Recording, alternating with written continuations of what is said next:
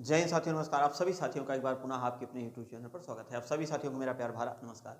वैदिक सभ्यता के बारे में हम लोग चर्चा कर रहे थे। कल वाली क्लास में हम लोग उत्तर वैदिक काल शुरू किए हैं और आज उत्तर वैदिक काल में जो टॉपिक बचा हुआ है उसको आज हम लोग समाप्त कर देंगे। जैसे भारतीय इतिहास की अगर हम लोग बात करें तो प्राचीन इतिहास है, मध्यकालीन इतिहास है और आधुनिक इतिहास है। प्राचीन इतिहास एकदम जीरो से हम लोग शुरू किए हैं। पहला टॉपिक हम लोगों ने क्या पढ़ा? ऐतिहासिक रूपरेखा। उसके बाद हम लोगों ने क्या पढ़ा? प्रागैतिहासिक काल। अब प्रागैतिहासिक काल में हम लोग लोअर पैलियोलिथिक एज पढ़े, मेसोपोलियोलिथिक एज पढ़े और नियो। उसके बाद मध्य पाषाण काल, नवपाषाण काल और जो है लास्ट में ताम्रपाषाण काल। तो मध्य पाषाण काल के बाद ताम्रपाषाण, तो ताम्रपाषाण मतलब कैलकोलिथिक। तो पहला टॉपिक प्रागैतिहासिक ऐतिहासिक रूपरेखा, दूसरा प्रागैतिहासिक और तीसरा आपने ताम्रपाषाण काल जिसको कैलकोलिथिक या चैल्कोलिथिक कहा गया। उसके बाद हम लोगों ने पढ़ा नदी घाटी सभ्यता। नदी घाटी सभ्यता में चीन की सभ्यता, मिस्र की सभ्यता, स्पार्टा की सभ्यता, क्रीट की सभ्यता, रोम की सभ्यता, मेसोपोटामिया की सभ्यता, इसको हम लोगों ने पढ़ा। उसके बाद सिंधु घाटी सभ्यता। सिंधु घाटी सभ्यता की बात की जाए तो जितने भी पुरास्थल थे, कहाँ कहाँ से क्या क्या चीज़ें मिली, उनका चित्र के माध्यम से सारी चीज़ें हम लोगों ने इससे पीछे वाली क्लास में पढ़ लिया है। उसके बाद अगला टॉपिक हम लोगों का शुरू है वैदिक सभ्यता। अब वैदिक सभ्यता की बात की जाए तो उसका विभाजन दो भागों में किया गया, एक पूर्व वैदिक काल या ऋग वैदिक काल और दूसरा उत्तर वैदिक काल। पूर्व वैदिक काल में हम लोग सारा सब कुछ पढ़ लिए हैं और हम लोग पढ़ रहे हैं उत्तर वैदिक काल। उत्तर वैदिक काल में संभवतः आज हम लोग प्रयास करेंगे कि पूरा समाप्त कर दें। देखिए, शुरुआत हम लोग यहीं से करते हैं। सबसे पहले यहाँ से अगर हम लोग शुरुआत करेंगे तो वैदिक सभ्यता में एक है महाकाव्य। महाकाव्य, तो महाकाव्य की अगर हम लोग बात करें तो महाकाव्य कितने हैं? तो महाकाव्यों की संख्या कितनी है? 2 है। उसके बाद वेद या फिर उपवेद, वेद या उपवेद, इनकी संख्या कितनी है? 4।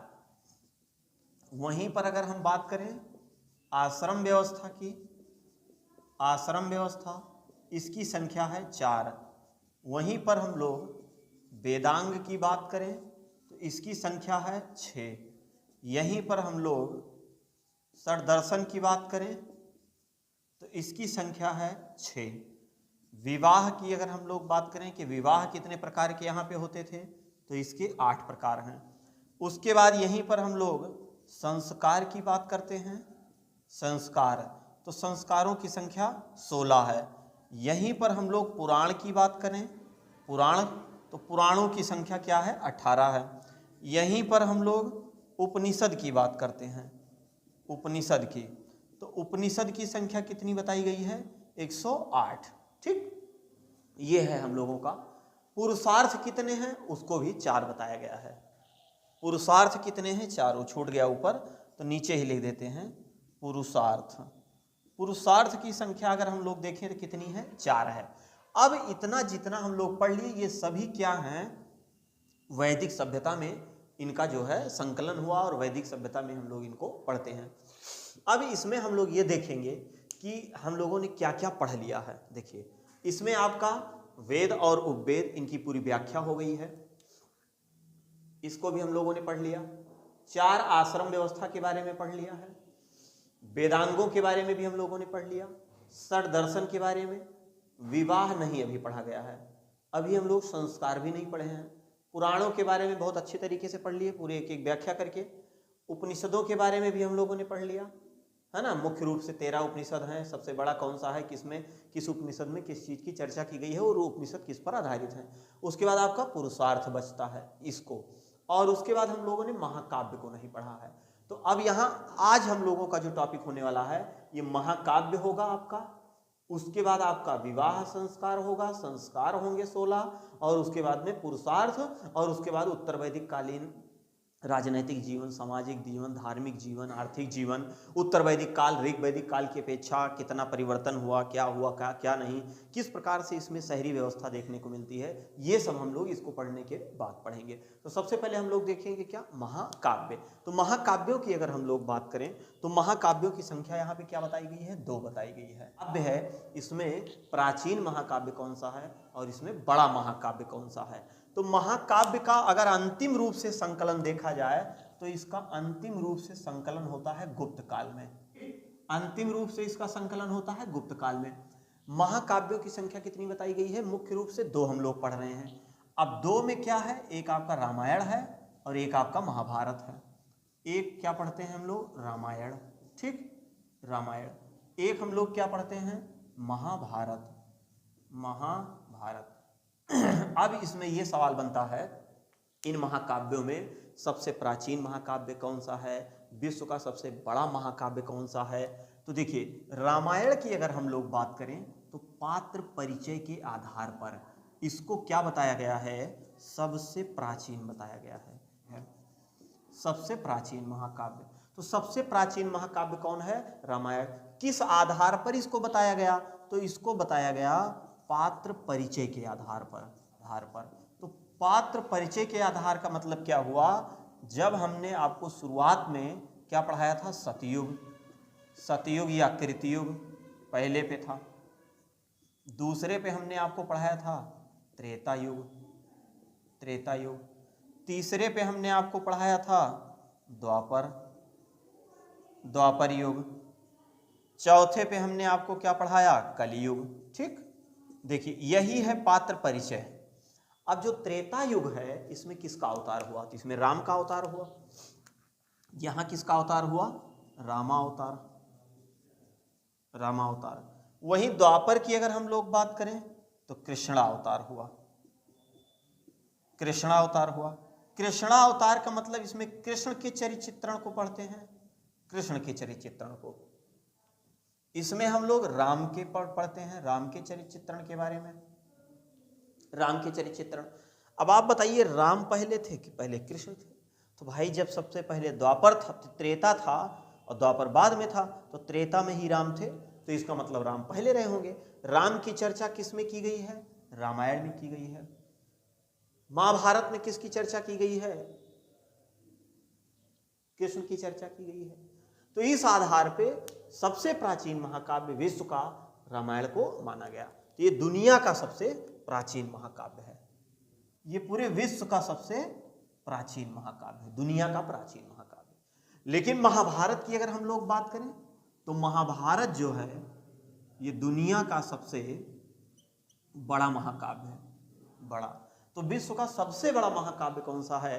तो महाभारत है, और दुनिया का सबसे प्राचीनतम है रामायण। पात्र परिचय के आधार पर जो है इसको माना गया है, पात्र परिचय के आधार पर इसको पता चला। अब हम लोग यहाँ पढ़ते हैं रामायण के बारे में, उसके बाद पढ़ते हैं महाभारत के बारे में। रामायण की अगर हम लोग बात करें तो रामायण में 7 कांड हैं। कितने कांड हैं? 7 कांड हैं। इसमें कितने कांड हैं? 7 कांड। रामायण में कितने कांड हैं? 7 कांड हैं। इसकी भाषा क्या है? इसकी भाषा है संस्कृत। क्या है? संस्कृत। आर्यों की भाषा संस्कृत, इसकी भी भाषा क्या है? संस्कृत। अब वहीं हम लोग इसके लेखक की अगर बात करें, इसके लेखक महर्षि वाल्मीकि जी हैं। वाल्मीकि ने किसकी रचना की? रामायण की रचना की। रामायण में कितने कांड बताए गए? 7 कांड बताए गए, 7 कांड। अब 7 कांड जो बताए गए, हम लोग सबसे पहले पे देख लेते हैं। सबसे पहले बाल कांड है, बाल कांड। अब ये जो बाल्य अवस्था इन लोगों का बीता, वो कहाँ बीता? अयोध्या में बीता। तो जब अयोध्या में बीता तो दूसरा आपका कौन सा है? अयोध्या कांड है, अयोध्या कांड। इसके बाद ये लोग जंगल चले गए, अरण्य कांड, अरण्यक नहीं, अरण्य कांड। उसके बाद किष्किंधा, जब ये आते हैं अयोध्या, सुंदरकांड जंगल से लौट के, इसी सुंदरकांड को सबसे प्रमुख बताया गया। तब ये लंका पे चढ़ाई होती है, लंका कांड के बारे में। और सबसे लास्ट में उत्तरकांड है। बाल कांड हो गया, अयोध्या कांड हो गया, अरण्य कांड हो गया, किष्किंधा कांड हो गया, सुंदर कांड हो गया, लंका कांड, उत्तरकांड। भाषा क्या इनकी थी? तो संस्कृत थी। रामायण में शुरुआत में जो है मात्र 6000 श्लोक थे। इसमें प्रारंभ में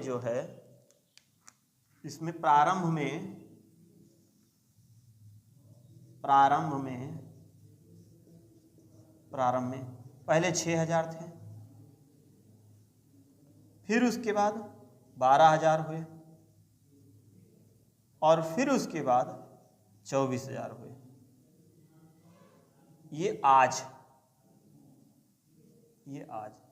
ये मध्य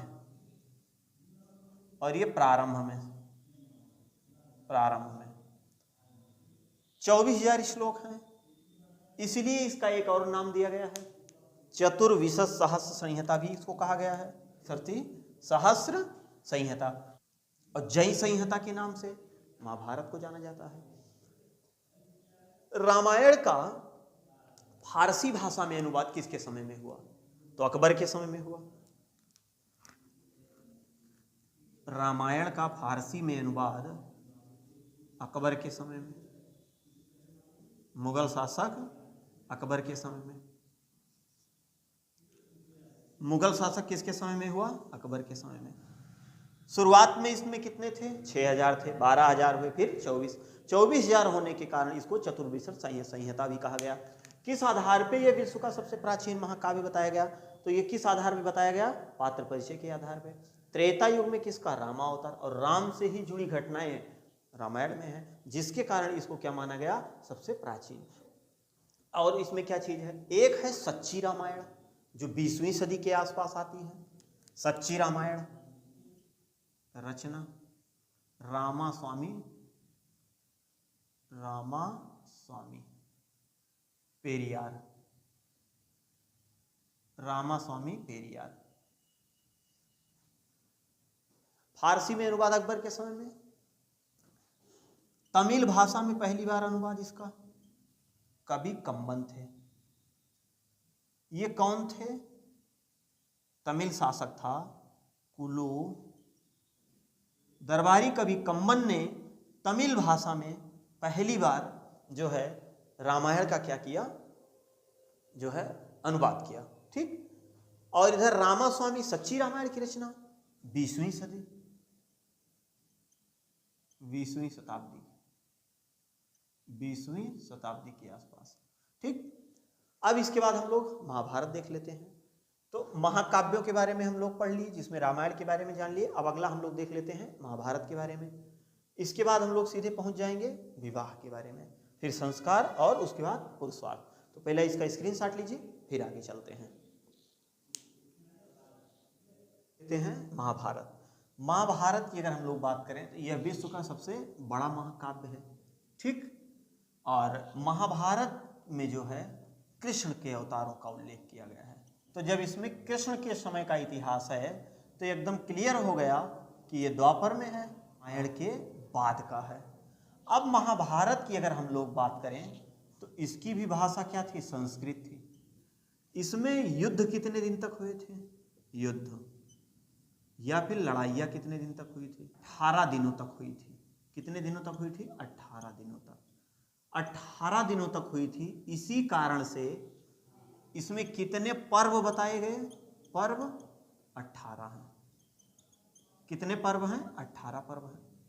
इसमें जो छठा पर्व है, छठा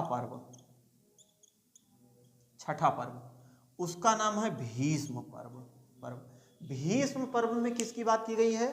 तो इसमें कृष्ण और अर्जुन की बात की गई है। इसमें जो छठा पर्व भीष्म पर्व है, ये भी क्या है? संस्कृत में ही है।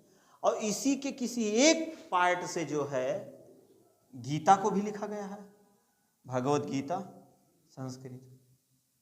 मतलब ये भी क्वेश्चन पूछा जाता है कि भगवत गीता जो है या भगवत गीता की मूल भाषा क्या है, या मूल किस भाषा में लिखी गई है? तो संस्कृत भाषा में। भाई जब संस्कृत का ही है तो संस्कृत में लिखी गई है। इसमें 18 दिन तक लड़ाइयाँ चली थी। अरे महाभारत मतलब महाभारत, तभी इसका नाम क्या पड़ गया? महाभारत।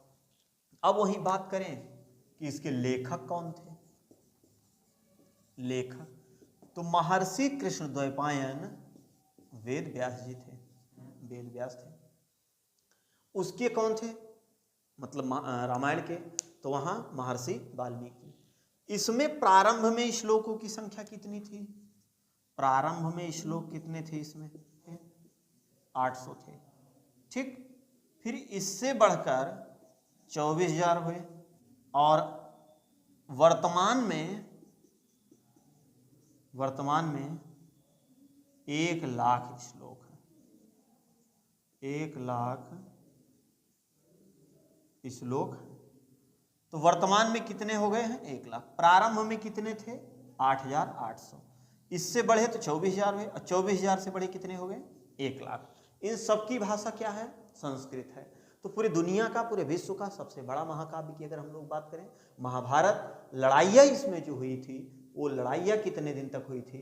18 दिन तक। इसलिए इसमें 18 पर्व हैं, और जो छठा पर्व है, छठे पर्व का नाम है भीष्म पर्व, जिसमें कृष्ण अर्जुन की बात की गई है ना, दुर्योधन, लड़ाई और वो सब, कर्ण, उनका सबका उल्लेख यही है। और इसकी भी भाषा क्या है? भगवत गीता की। तो भगवत गीता की मौलिक, मतलब पूछा जाता है भगवत गीता मौलिक रूप से किस भाषा में लिखा गया, तो भगवत गीता मौलिक रूप से जो है वो संस्कृत भाषा में लिखी गई। बाद में जो है इसके अलग अलग नाम। महाभारत का सबसे शक्तिशाली कौन था भैया? तो कुंती का पुत्र कौन था? कर्ण। कर्ण कर्ण जो था वो महाभारत का सबसे शक्तिशाली शासक था। कर्ण जो है वो सबसे शक्तिशाली शासक था। तो इससे जुड़े जो महत्वपूर्ण तथ्य हैं महाभारत से हमने आपको बता दिया। अब इसका स्क्रीनशॉट ले लीजिए, बाकी और इसमें कुछ नहीं। हाँ, इसका एक और नाम है, इसको जय संहिता के नाम से जाना जाता है, ध्यान नहीं दिए। इसको जो है महाभारत को जाना जाता है, ठीक, जय संहिता के नाम से भी इसको जाना जाता है, ठीक। तो इसका स्क्रीनशॉट लीजिए, फिर हम लोग आगे चलते हैं। अब हम लोग देख लेते हैं कि विवाह, विवाह ये आपका हो गया, ये हो गया आश्रम, वेदांग, सरदर्शन और विवाह। संस्कार इसके बाद पढ़ लेंगे। तो सबसे पहले हम लोग देखेंगे क्या? विवाह। 16 संस्कारों में इसको 15वें नंबर पर रखा गया है, 15वें नंबर पर। और गृह सूत्रों में विवाहों की संख्या 8 प्रकार के विवाह बताए गए, 8 प्रकार के विवाह का उल्लेख है। मनुस्मृति में भी विवाह की बात की गई है, मनुस्मृति में भी इसका उल्लेख है, मनुस्मृति में भी इसका उल्लेख है। इसमें बताया गया है कि जो 8 विवाह हैं उसमें से प्रथम जो 4 विवाह हैं, प्रथम 4 विवाह ये प्रशंसनीय हैं, प्रशंसनीय हैं। और जो अंतिम के 4 विवाह माने गए हैं इनको निंदनीय बताया गया है, निंदनीय। अब जो प्रथम 4 विवाह हैं जिनको प्रशंसनीय बताया गया है उसमें कौन कौन से हैं चारों विवाह को प्रशंसनीय? जैसे आपका एक हो गया ब्रह्म विवाह, ब्रह्म विवाह, दैव विवाह, यहीं पे हम लोग प्रजापत्य विवाह भी पढ़ते हैं। चौथे नंबर पे आर्ष विवाह। चारों जो है उस समय के हिंदू धर्म के पवित्र विवाहों में माना जाता था, है ना, कि इसमें जो है एक जैसे मांगलिक कार्यक्रम होते हैं आज के, उस आधार पे कहने का मतलब है कि इनको मान लिया गया। अब वहीं भैया जो अंतिम निंदनीय विवाह थे, इसमें जैसे निंदनीय विवाह में एक गांधर्व विवाह था। अब बताइए गांधर्व विवाह को यहाँ रख देना चाहिए, यहाँ रखे हैं उसको भाई। ज़्यादातर अब प्रेम विवाह मतलब गांधर्व विवाह चल रहा है ना, अरेंज मैरिज नहीं, अब लव मैरिज का स्कोप है भैया। तो इसमें हम लोग यहाँ देखेंगे एक आपका है गांधर्व विवाह, गांधर्व विवाह, इसी को कहा जाता है प्रेम विवाह।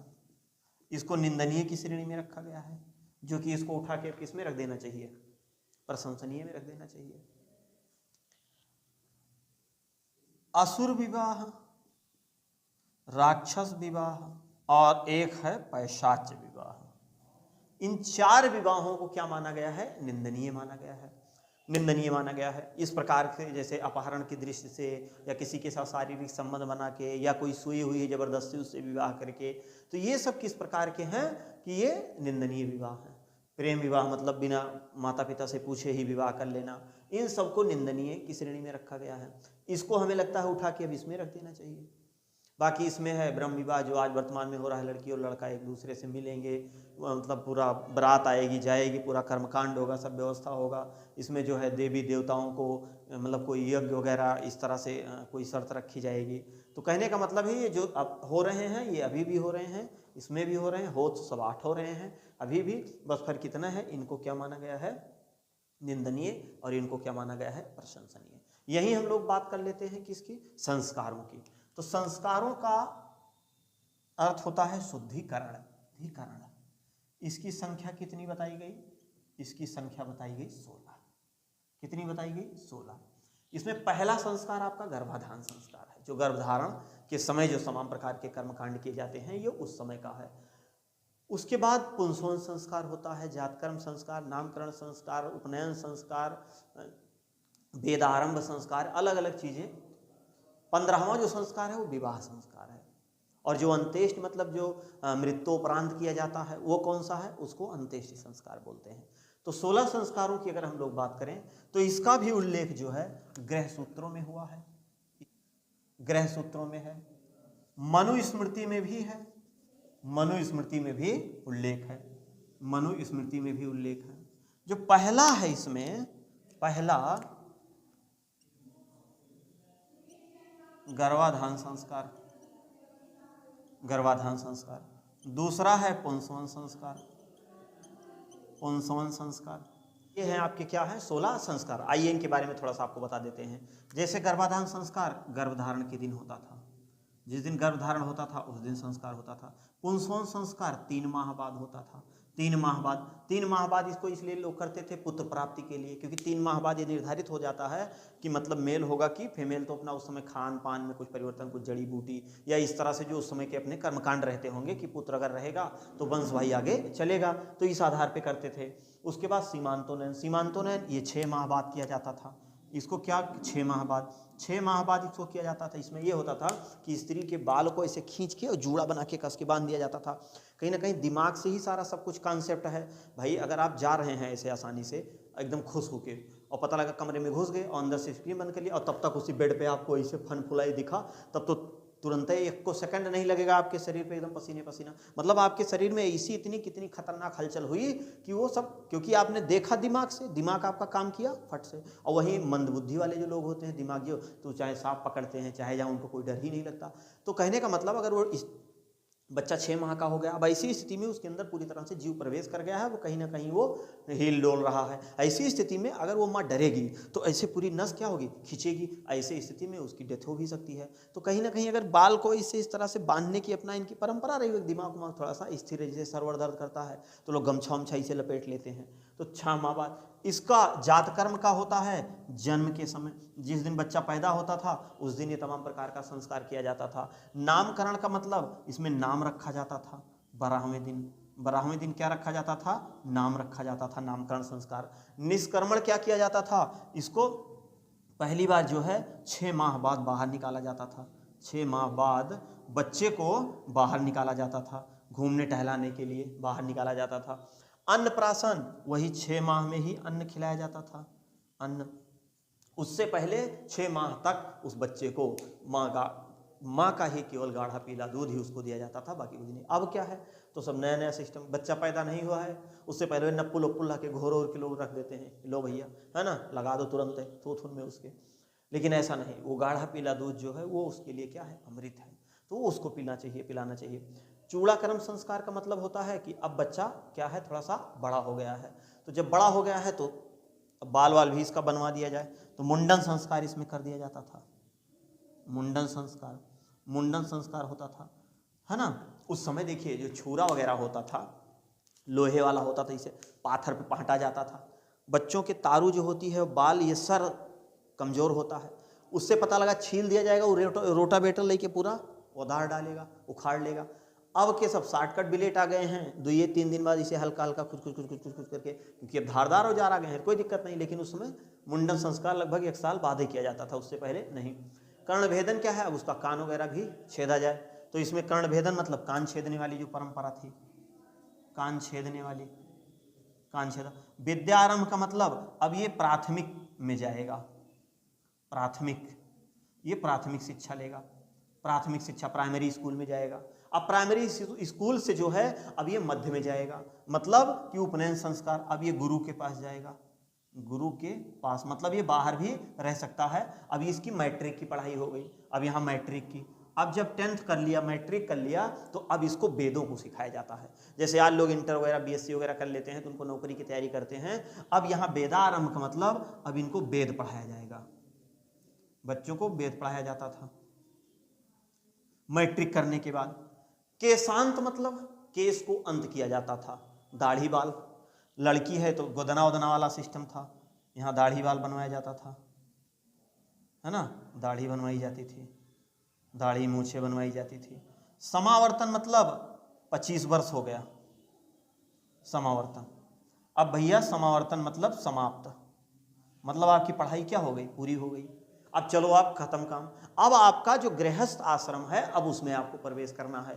तो इतने जो 14 संस्कार हैं, ये 14 संस्कार, ये 14 संस्कार हमारे किस में आते हैं, ये सब आते हैं पहले वाले मतलब ब्रह्मचर्य में। और इसी समय अगर इस तरह से आदमी अपने आप को बचा ले गया तो विवाह संस्कार के बाद वो कोई भी काम करेगा, किसी भी क्षेत्र में मेहनत करेगा तो वो सफल हो जाएगा। 16वां संस्कार, 15वां संस्कार विवाह संस्कार, ये 25 वर्ष के बाद होता था, 25 वर्ष के बाद। अंत्येष्टि संस्कार ये मृत्योपरांत किया जाता था, मृत्योपरांत, मृत्योपरांत, है ना। जैसे आज देखिए अंत्येष्टि संस्कार तमाम प्रकार के, जिस दिन किसी व्यक्ति की डेथ होती है उस दिन संस्कार किए जाते हैं, फिर उसको दफन करने के समय किया जाता है, फिर उसके बाद 9-10 दिन 13 दिन का जो 13वीं होता है, अलग अलग धर्म में अलग अलग तरीके से है कि मतलब उसकी आत्मा को इस तरह से शांति मिले। ठीक, अब इसमें आपने देख लिया। अब इधर आप देख लीजिए पुरुषार्थ, तो इधर मिटा के यहीं पर लिख देते हैं, ये सब आपका हो गया, केवल आपका वही धर्म अर्थ काम मोक्ष यही आपका बचा है। तो इसका पुरुषार्थ, जीवन, विशेषता, इसमें इनकी संख्या कितनी है, इनकी संख्या है 4। इसका उल्लेख जो है कहां किया गया है, मनुस्मृति में। धर्म, धर्म, अर्थ, काम एवं मोक्ष, मोक्ष, ये 4 हैं। इनको चतुर्वर्ग कहा गया है। क्या कहा गया है, चतुर्वर्ग, चतुर्वर्ग। वहीं पर धर्म, अर्थ और काम, मोक्ष को नहीं, केवल 3 को, ये इसको त्रिवर्ग कहा गया है, त्रिवर्ग, इसको त्रिवर्ग में रखा गया है और इसको चतुर्वर्ग में रखा गया है। तो इस प्रकार जो है आपका उत्तर वैदिक काल पूरा समाप्त हो गया। अब इसमें एक क्लास हम आपको और बनाएंगे जिसमें सिंधु सभ्यता, उत्तर वैदिक काल, पूर्व वैदिक काल, तीनों का, एक तरफ सिंधु सभ्यता, इसी में एक लाइन में आपको पूर्व वैदिक काल और एक में आपका उत्तर वैदिक काल। इससे जो जुड़ी जो महत्वपूर्ण चीज़ है वो अगली वाली क्लास में बताएंगे, क्योंकि इसमें बताएंगे तो क्लास आपकी लंबी हो जाएगी। उम्मीद है कि आपको चीज़ें समझ में आई होंगी। मिलते हैं नेक्स्ट क्लास में, तब तक के लिए जय हिंद।